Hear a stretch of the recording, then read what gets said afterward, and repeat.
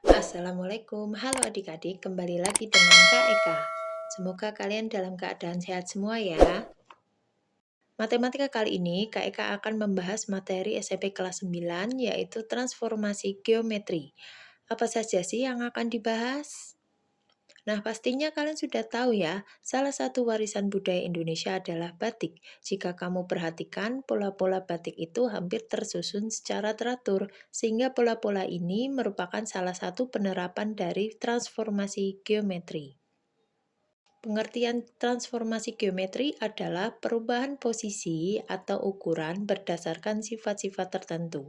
Transformasi geometri itu dibagi menjadi 4, ada translasi, refleksi, rotasi, dan dilatasi. Untuk memudahkannya kalian menghafal, Kak sudah punya catatannya. Di sini refleksi itu nama lain dari pencerminan, rotasi itu nama lain dari perputaran, translasi itu nama lain dari pergeseran ataupun perpindahan, kemudian dilatasi adalah perkalian.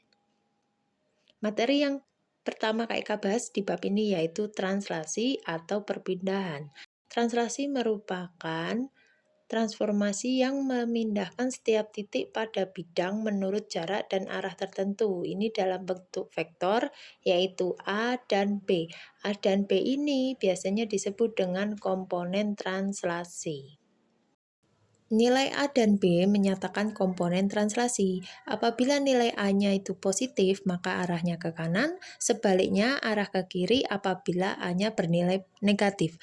Kemudian jika B itu nilainya positif, maka arahnya ke atas, sebaliknya jika arahnya ke bawah, maka nilai B itu negatif.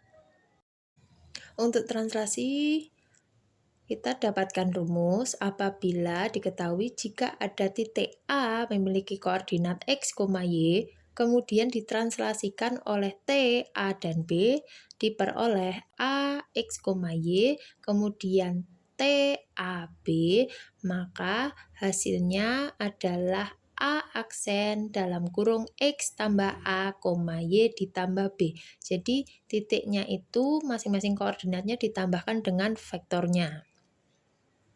Untuk lebih mendalami lagi, Kak Eka berikan contoh soal agar kalian lebih paham lagi ya. Di contoh soal nomor 1 ini, sebuah titik A koordinatnya 2,5 ditranslasikan sejauh 1 ke kanan dan 1 ke bawah. Tentukan titik bayangannya. Untuk menjawabnya kita cek dulu apa yang diketahui ya. Di sini diketahui titik A itu koordinatnya 2,5.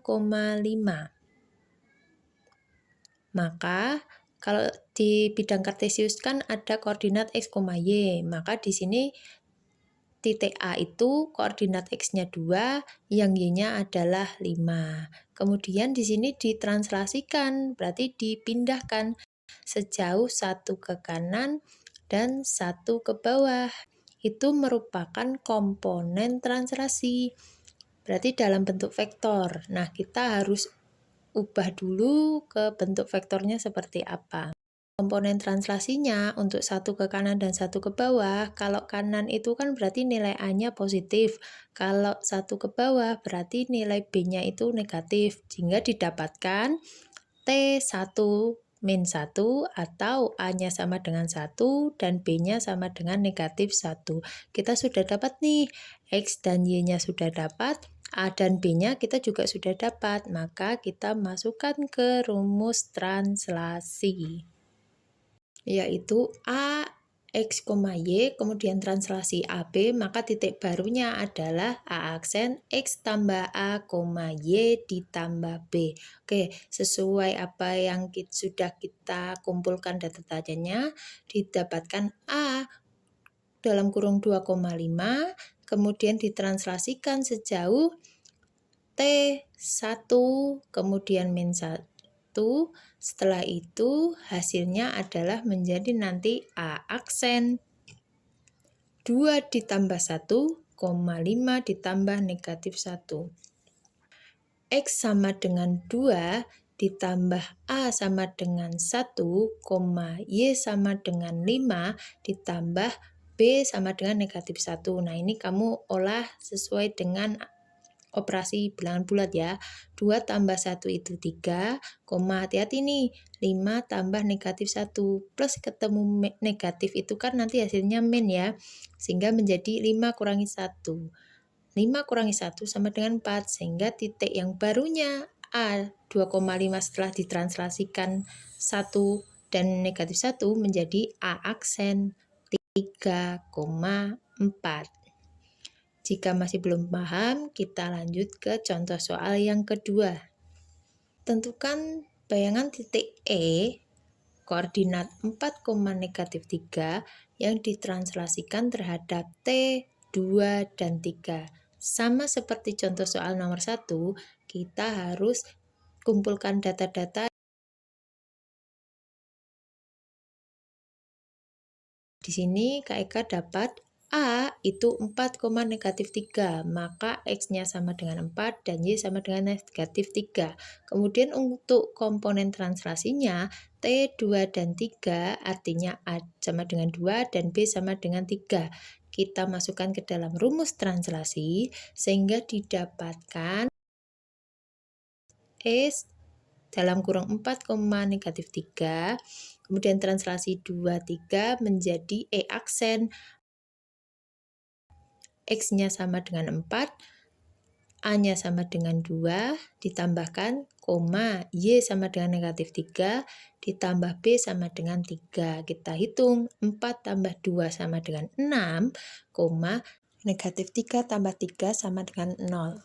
Sehingga didapatkan E aksen dalam kurung 6,0. Artinya titik bayangannya E menjadi E aksen 6,0.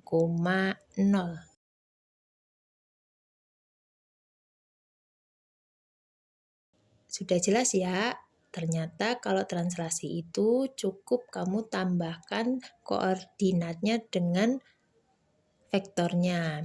Yang X nanti tambah A, untuk yang Y nanti ditambahkan dengan B.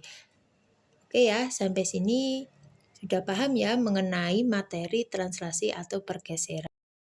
Buat adik-adik, untuk mengukur pemahaman kalian, bisa dicoba ini soal-soal yang ada di video terakhir Kak Eka.